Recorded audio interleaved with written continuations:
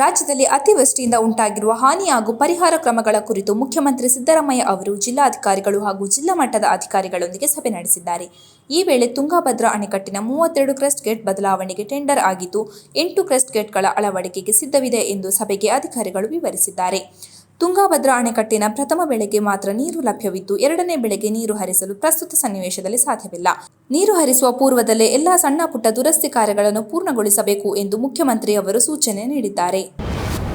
ಕೋಡಿಮಠದ ಶ್ರೀಗಳು ಧರ್ಮಸ್ಥಳ ಧರ್ಮಾಧಿಕಾರಿ doctor D. Veerendra Hegde ಬಗ್ಗೆ ಭವಿಷ್ಯ ನುಡಿದಿದ್ದು, ನಿನಗಾಗಿ ಪಶ್ಚಿಮದಲ್ಲಿ ಸೂರ್ಯ ಮೂಡುತ್ತಾನ, ಶಕ್ತಿ ಇದ್ದರೆ ಗೆಲ್ಲೋ, ಇಲ್ಲದಿದ್ದರೆ ಒದಿಸಿಕೋ ಎನ್ನುವ ಮಾತುಗಳನ್ನಾಡಿದ್ದಾರೆ. ದ್ವೇಷ, ಅಸೂಯೆ, ಮತ್ಸರ ಜಾಗತಿಕವಾಗಿ ತಾಂಡವಾಡುತ್ತಿದೆ. ಬೆಳಕು ಬಂದ ಮೇಲೆ ಕತ್ತಲು ಹೋಗುತ್ತದೆ. ಇದು ವಿಧಿ ನಿಯಮ. ಇದನ್ನು ಯಾರಿಂದಲೂ ತಪ್ಪಿಸಲು ಸಾಧ್ಯವಿಲ್ಲ ಎಂದಿದ್ದಾರೆ. ಕರ್ನಾಟಕದ ಉಕ್ಕಿನ ನಗರಿಯಾದ ಭದ್ರಾವತಿಯಲ್ಲಿ ನಡೆದ ಈದ್ ಮಿಲಾದ್ ಮೆರವಣಿಗೆಯ ಸಂದರ್ಭದಲ್ಲಿ ದೇಶ ವಿರೋಧಿ ಘೋಷಣೆ ಕೂಗಿದ ಆಘಾತಕಾರಿ ಘಟನೆ ನಡೆದಿದೆ ಎಂದು ಕೇಳಿಬಂದಿದೆ.